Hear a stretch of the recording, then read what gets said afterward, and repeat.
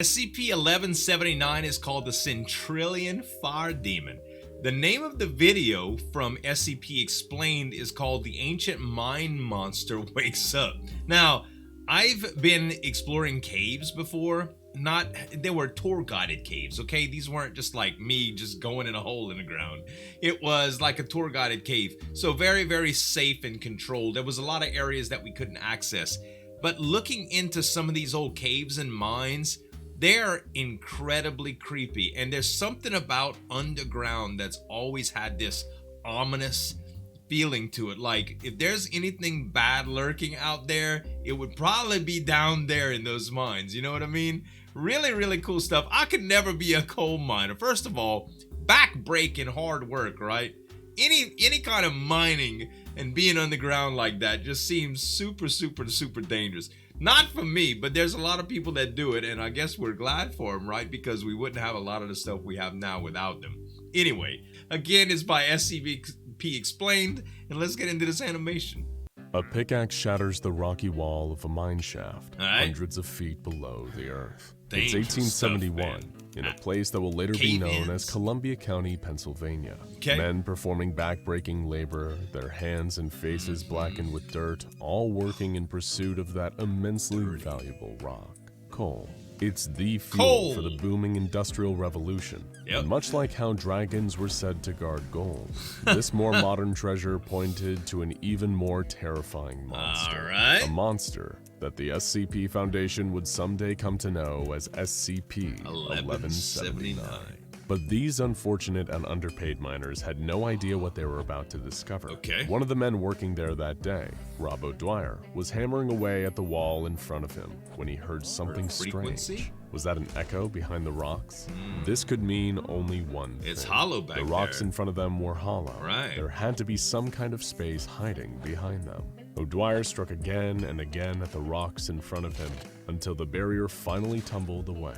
He and the other miners suddenly felt a gust of cool, ancient air from the vast and darkened cavern in front of them. You done unlocked something, buddy.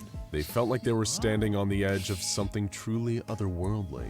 As they lifted their safety lamps high and crept carefully into the dark, it dawned on them that they were likely the first human beings to ever set foot here. But that didn't mean something non-human hadn't gotten there first. O'Dwyer's lamp soon found something in the dark. Was it a huge figure curled into a crouching position, hiding its face. It was made from stone, like an enormous yet incredibly detailed statue of something almost human, but not quite.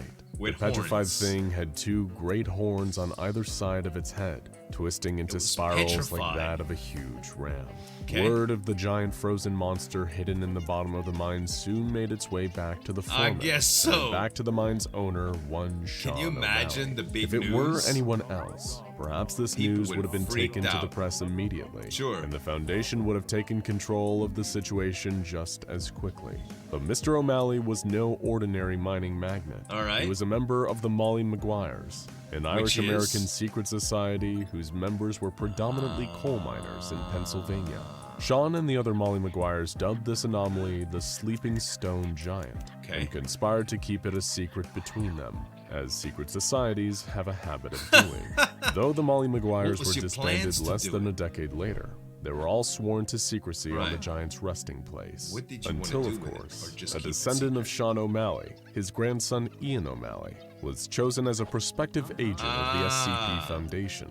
The Foundation doesn't just let anyone join their ranks. They perform an extensive background check on all prospective agents, both to find out that they're capable of rising to the challenges of the job, and also to detect any affiliation to enemy groups of interest. It was during this background check that O'Malley's subterranean family secret was discovered, and the land above the old mine shaft was bought up by a front company owned by the Foundation. The Sleeping Stone Giant was finally in capable hands. And in keeping with standard procedure, a research site was built above the Giant to gather data and keep an eye on things. At the time, the anomaly was considered extremely low risk. Its containment file read, SCP-1179 is apparently dormant, encased in the bedrock under research site. Apart from simple monitoring and standard research safety protocols, no additional containment is deemed necessary at this time. But of course, those simple containment procedures would soon need updating. In 1962, the town of Centralia, Pennsylvania had a trash problem.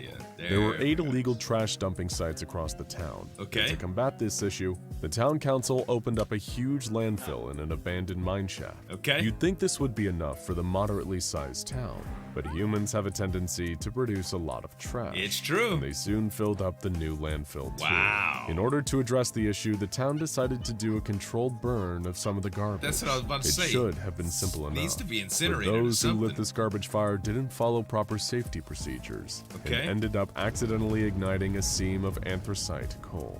Anthracite. This was like lighting the fuse to the Wow. world's largest stick of dynamite. Yeah. The fire soon coursed through the long abandoned mine tunnels. Sure. When the fireball finally reached the sleeping stone giant in his dark pit, the It woke beast him up. woke up. In that instant, an otherwise uneventful day quickly became a brutal bloodbath. Oh, gosh. Researchers walking through the base felt a monstrous rumbling beneath them. Heat Things sensors bad, were burning up bad, and bad. seismic readings were off the scale. Uh-oh. Something was climbing up towards them. Okay. Suddenly, an impossibly large sword speared its way out of the floor, killing everyone around it with an immense blast of heat. The newly awakened monster went on an underground rampage, almost completely destroying the research base and killing nearly everyone inside before retreating into the honeycomb of coal mines and caverns in the area, igniting even more anthracite. Dude, that thing coal don't play fires. around, huh? The Foundation needed to step in before things really got out of control. At So present, how the do you contain Foundation couldn't something like properly that? administer standard area construction protocols for Keter Class SCPs, so they instead designated the mines, caverns, and surrounding countryside as Area 179, Okay. and dispatched mobile task forces to try and contain the beast rampaging in the Centralia mines. So they Much sent like the fire that MTF? started this whole mess, the beast proved much harder to control than initially imagined. All 5 of the expeditionary teams sent to apprehend the monster failed, and many team members were slaughtered in the process. Wow. From the terrifying accounts of the survivors, we have a vague idea of the nature of the beast below. Alright. No pictures of the creature exist, and exact descriptions on the beast can vary. Whether this is because the beast frequently shapeshifts or because it has some kind of cognitohazardous effects on those who view it is unclear. That's The most interesting. frequently reported characteristics of the creature are its immense height and the extreme heat that its body exudes. Freaking fire giant, Many report man. that the creature's body seemed to be formed of a mix of hardened lava, pure fire, and burning smoke. Okay. The beast measures over 30 meters from head to toe, Reminds me with of something from shoulders over Dungeons and 8 Dragons. meters wide. It's commonly said to have 2 huge ram-like horns and a weathered, bearded face. The beast has been compared by some to the Norse mythological figure Frost Surtur, giants. the giant guarding the frontier of the Norse fire fire realm giant. of Muspel. However, the actual age of the creature seems to predate these legends by a considerable margin. Okay. Dating of the stratum encasing SCP-1179 indicates it dates to the Mississippian subperiod of the Carboniferous period, approximately 359.2 to 318.1 million years That's ago. a little while This back. age is consistent with the geological age of this region, Okay. so it may have literally come with the territory. Mm. Less common descriptions of the beast claim that it has huge wings, eyes made of hellfire, and fangs as long as a man's arm. All right. Some say that the beast has neither horns nor fangs, and its face is encircled by flames which reach down into a long beard of fire. And like a certain creature known as the Balrog that Lord of the Rings fans will yeah. be very familiar with, this Balrogs. beast comes with weapons. In one hand, the beast wields a giant burning sword around 5 meters in length. And another In whip. the other, it wields a huge multi-tailed whip made out of fire. That's scary, It's man. incredibly proficient with these weapons too, and has a serious strategic advantage in its underground environment. Why would you even need Foundation a weapon if researchers you have were that determined that some of the badass, wounds the you beast know? gained from its first confrontation haven't fully healed, implying the beast could, in theory, be destroyed with enough firepower.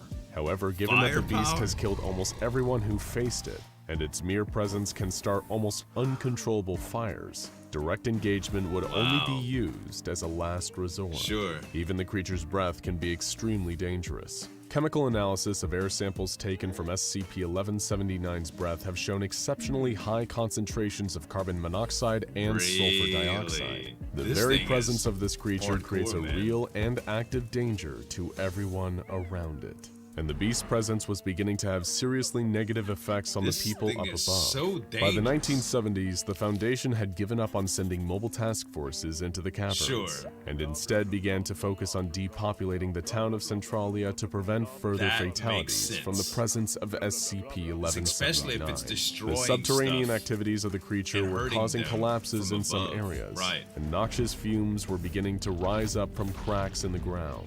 As the constant raging fires burned beneath the earth, they were causing everything above to slowly If that was going on in my neighborhood, I would leave anyway. Geologists You know determined that the fires created by the beast would likely remain active for 250 years, and any attempts to put out the fires or contain the beast would ultimately be futile.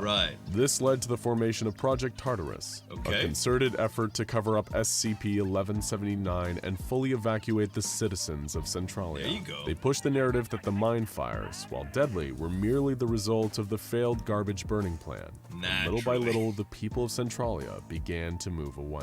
By 1984, the United States government finally caved to secret lobbying from the Foundation and allocated funds in excess of $42 million to relocate the remaining civilian residents from the area.